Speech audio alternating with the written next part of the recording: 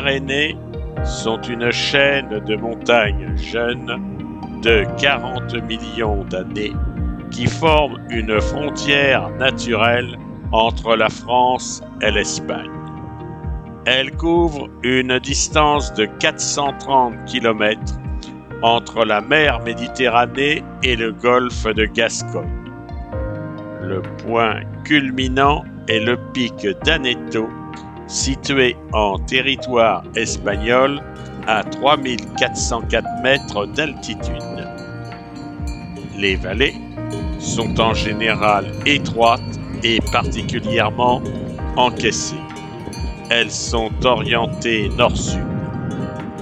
La frontière franco-espagnole suit la ligne de crête.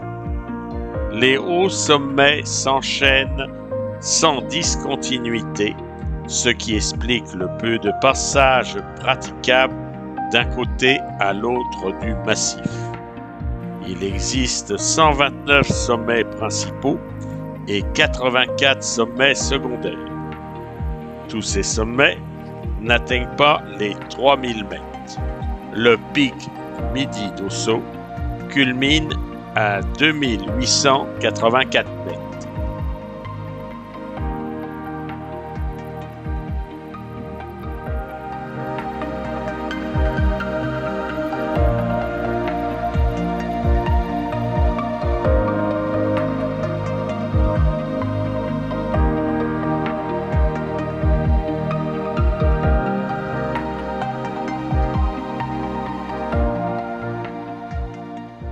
Le col d'Aubisque relie le Gave de Pau à Argelès-Gazost. C'est une passe située à 1709 mètres d'altitude. La rampe ouest débute après le village de Larens avec une longueur de 17 km. Elle monte de 1190 mètres, ce qui lui donne un profil moyen en rampe de 7,9%. La descente côté est est suivie par le col du Soulor à 1474 mètres d'altitude avant de pénétrer dans la vallée d'Argelès-Gazost par une descente de 18 km. Depuis le sommet de l'Aubisque, le paysage est grandiose. Il domine la station de ski de Gourette et offre un panorama sur les grands pics pyrénéens. La route du col d'Aubisque a été construite en 1860 par Napoléon III, appelée alors route thermale des Pyrénées. Elle sert également en 1881 pour l'acheminement du minerai de fer et d'argent extrait au-dessus de Gourette, puis sert au développement de cette station de ski dès 1930.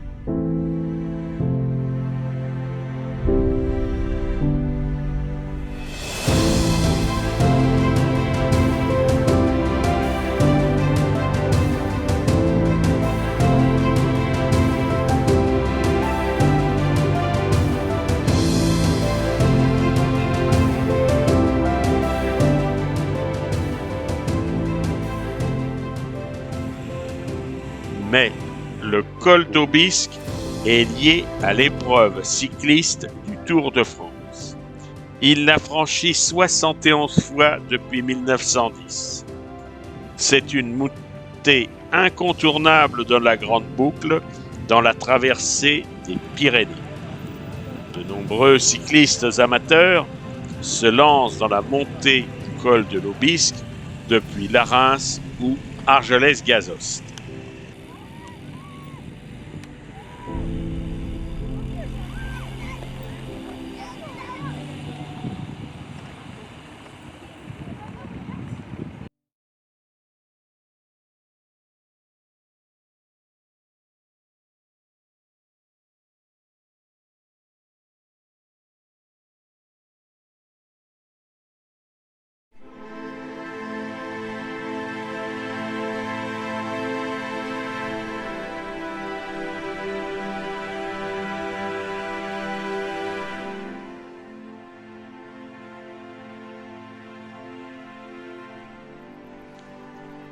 Le pic du Midi d'Ossau est une montagne qui culmine à 2884 mètres, située à l'ouest des Pyrénées françaises dans sa partie béarnaise.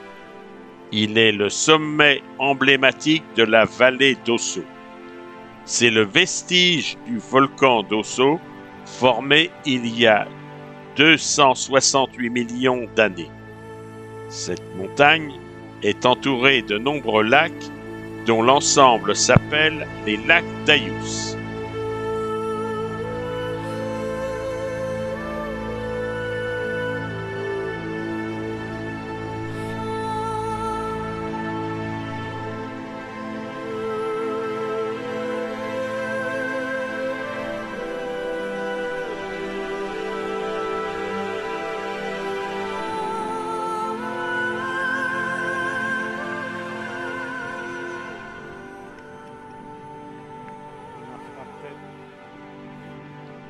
La vallée d'Ossau se termine par un cirque de montagnes.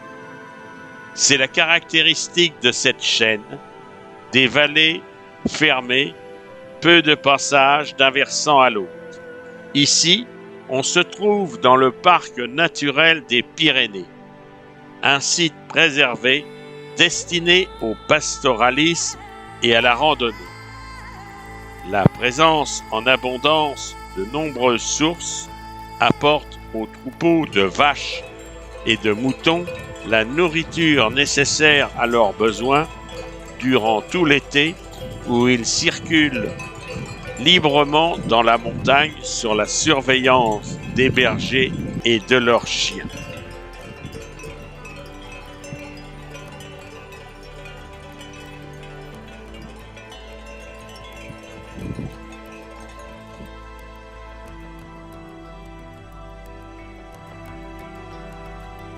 Cette région pastoralisme ne comporte pas de ressources minières et dès la création des chemins de fer au début du XXe siècle, la Compagnie du Midi a décidé la construction de barrages pour produire de l'électricité afin d'éviter l'achat de charbon au prix fort et venu du Nord.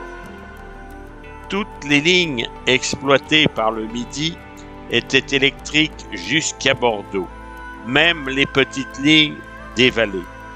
Malheureusement, beaucoup d'embranchements ont été démontés au profit du quart, mais les centrales hydrauliques sont restées la propriété des chemins de fer, regroupés dans une filiale appelée la CHEM.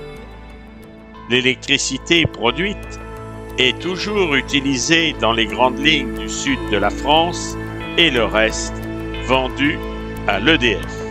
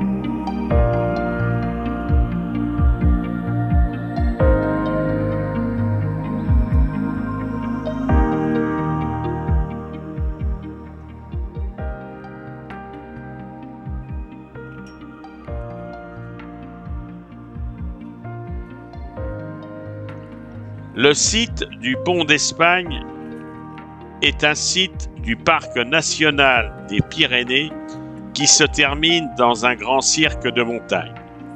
Le lac de Gaube se trouve à l'extrémité du gave des Houlettes, dont plusieurs bois se déversent dans ce lac.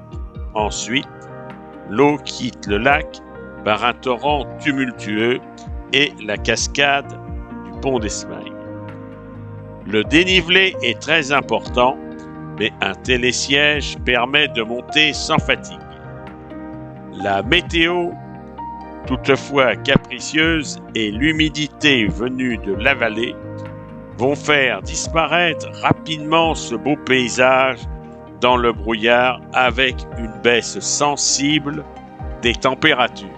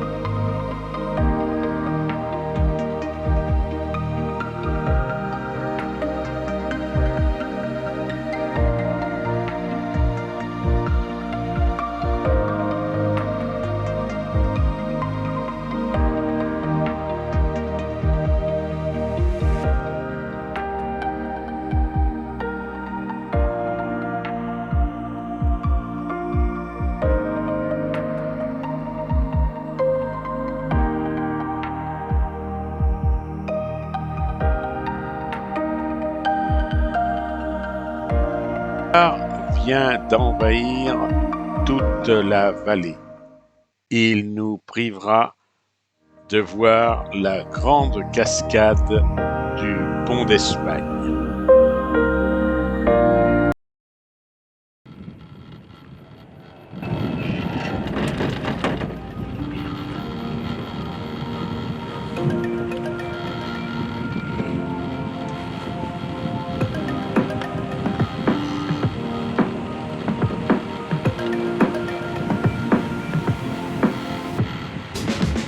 Comme nous l'avons dit, la Compagnie du Midi avait besoin d'électricité pour alimenter ses lignes, d'où la construction de multiples barrages et celui d'Artoust.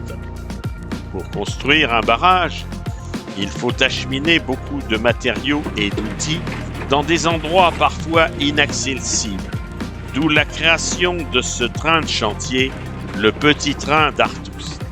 Mesdames, Messieurs, bonjour et bienvenue au petit train d'Artoust. Nous sommes heureux de vous accueillir sur le train le plus haut d'Europe. Gracias por su atención y buen viaje. Ladies and gentlemen, hello and welcome on board the Petit Train d'Artoust. We are glad to welcome you on the highest train of Europe.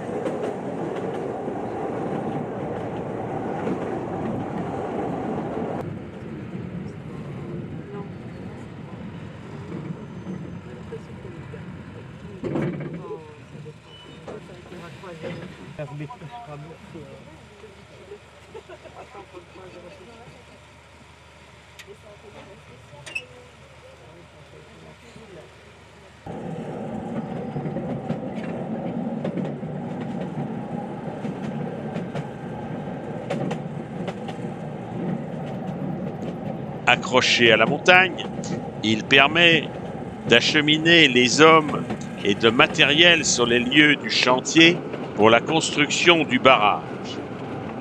Le barrage terminé, la voie a été conservée pour la maintenance de celui-ci, puis ouverte aux touristes dès 1930.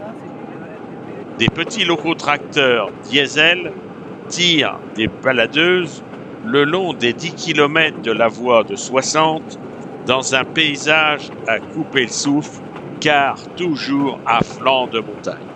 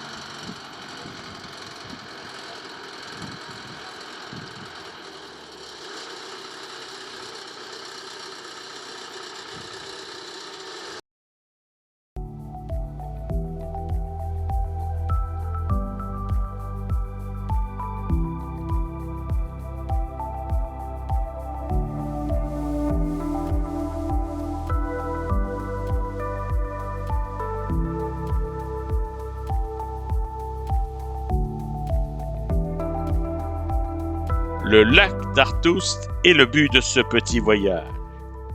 Un petit sentier permet de gravir le dernier dénivelé pour arriver à son niveau et admirer un magnifique paysage.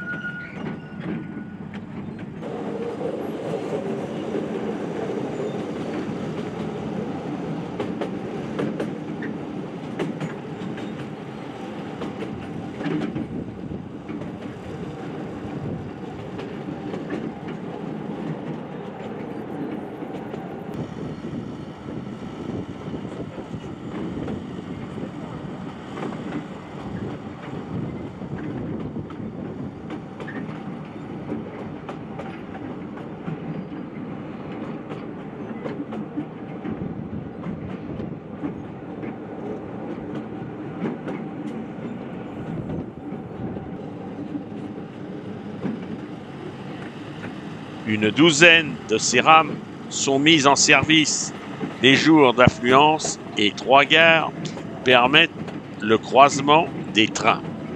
Un départ toutes les demi-heures est programmé et il faut faire la queue depuis la Teguet cabine pour accéder au petit train.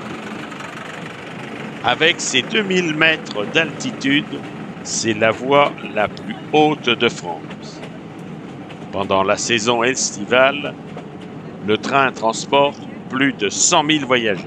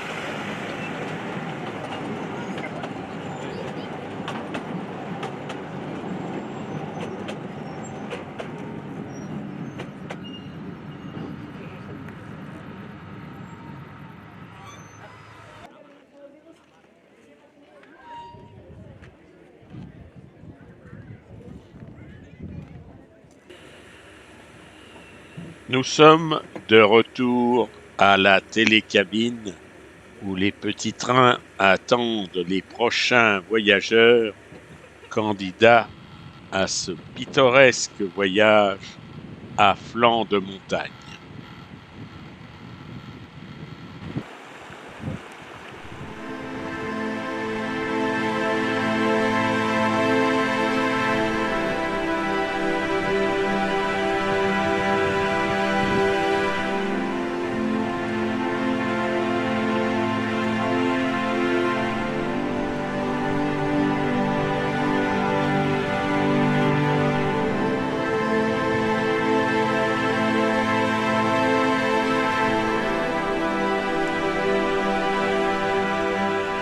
Le cirque de Gavarnie est un cirque de type glaciaire.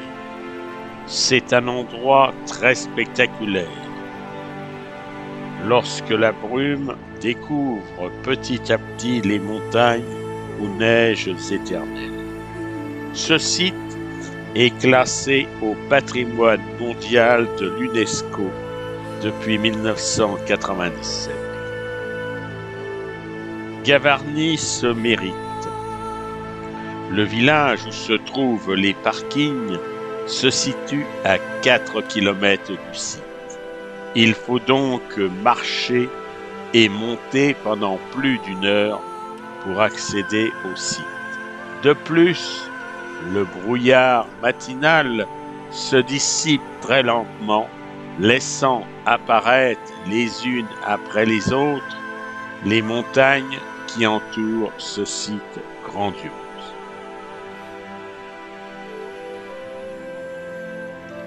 Le demi-cercle est constitué par un cirque de 6 km de circonférence. Des sommets entourent le cirque.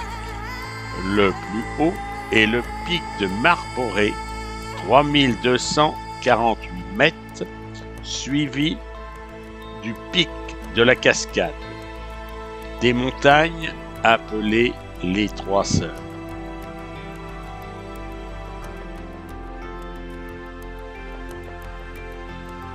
La grande cascade de Gavarnie a une hauteur de 423 mètres. C'est la plus grande cascade de France métropolitaine. Il existe 2 sauts, dont la plus importante chute de 281 mètres.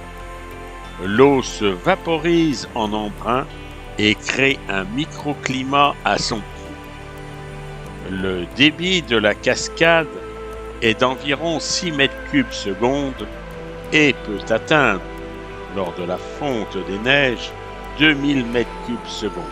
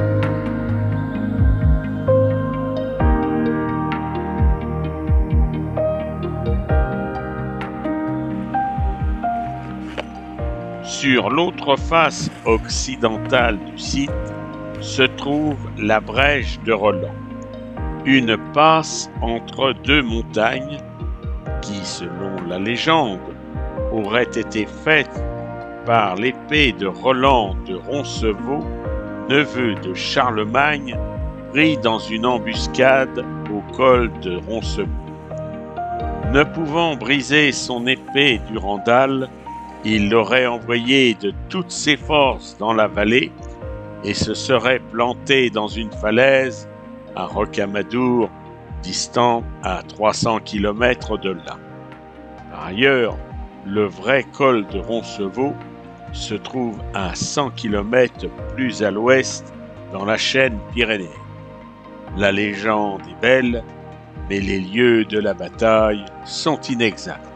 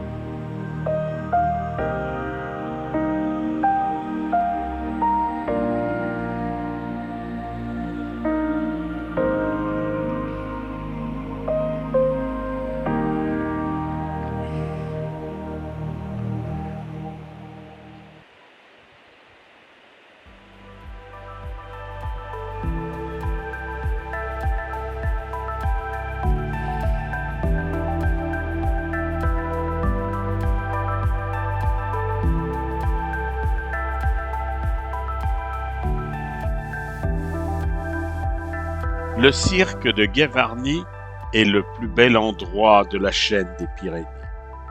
Il conclut notre visite dans cette région tout au sud de la France.